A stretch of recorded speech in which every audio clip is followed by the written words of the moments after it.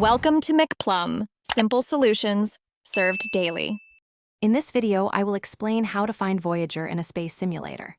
First, launch your chosen space simulation software. Navigate to the main interface and locate the search function, often represented by a magnifying glass icon or a dedicated menu option.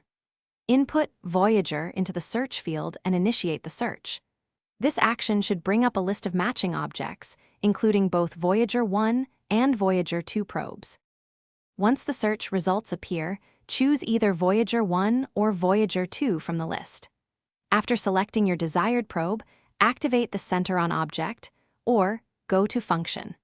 This command will automatically adjust your camera's position and orientation, bringing the selected Voyager spacecraft into your primary view.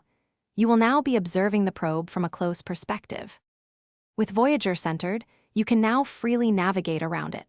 Adjust your camera's zoom level and movement speed to get a better look.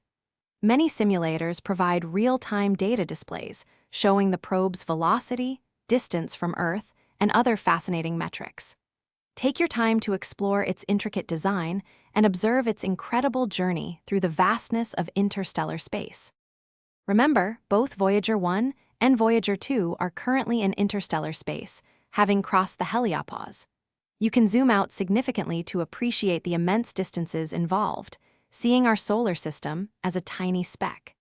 These probes have traveled over 24 billion kilometers and 20 billion kilometers respectively, continuing their historic mission to explore the cosmos. It's truly an awe-inspiring sight. Thanks for watching, stay juicy, and subscribe.